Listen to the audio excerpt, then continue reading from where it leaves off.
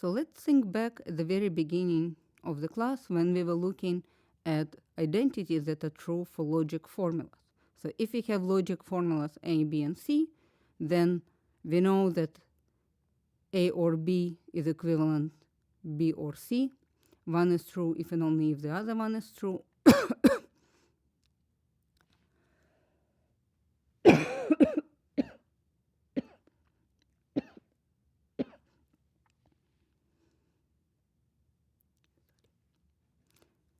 Also, if we have three sets,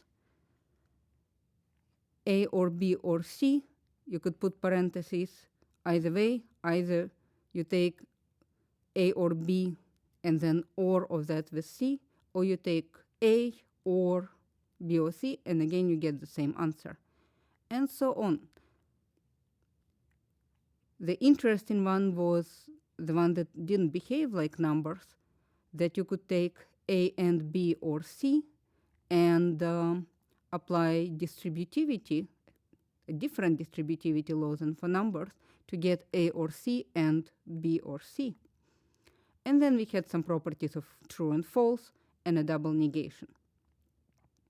So now let's see how sets behave. Do they behave the same way? So first of all, just like in arithmetic and just like in logic, A union B for sets A and B is equal to B union A. Similarly, if we have three sets, we could put parentheses. Anyway, if the connective, in this case union, is the same, A union B union C can be evaluated either way. And we have the same two distributive laws.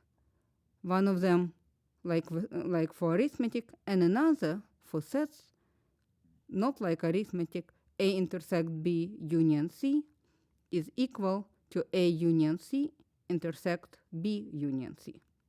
So notice that here already it behaves like logic, but not like arithmetic.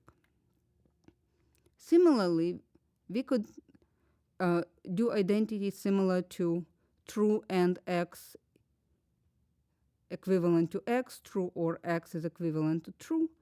But now our true gets translated into universe and our false gets translated into empty set. Here's how it works. Universe or A is equal to universe for any set A. Universe intersection A is equal to the set A itself. Anything intersected with an empty set will be empty. And if you take a set and take a union of it with itself or an intersection of it with itself, you get back your original set. We already just showed that De Morgan law works.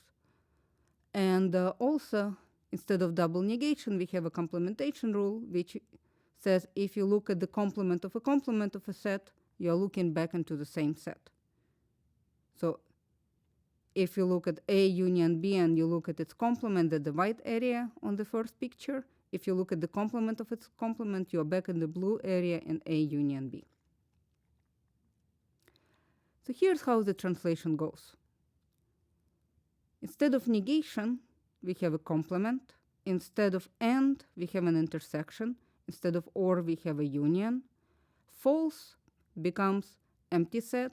True becomes the universe. And finally, instead of saying equivalent and writing it as 3 lines, we say equal, and we write it just your standard equality.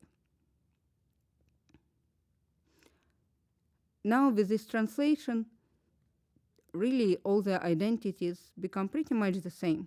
The only big difference between propositional logic and sets is that in propositional logic, there is nothing except for true and false. There is no other value that's in between. Whereas when you look at sets, there can be lots of things between an empty set and the universe. Lots of things in between. But still, the same identities surprisingly hold. Actually, there is a reason for that. Both logic And sets are are two examples of a more general thing called Boolean algebra. And the axioms of Boolean algebra are exactly those identities, or not even all of them, but just some of them that we just saw. The rule that A or B is the same as B or C, the rule that if you take an empty set intersect with anything, you get an empty set. Those are all rules of Boolean algebra.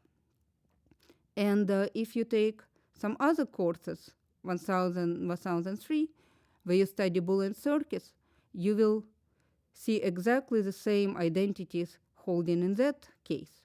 You will see that you could take one circuit and another circuit in any order, and so on and so forth.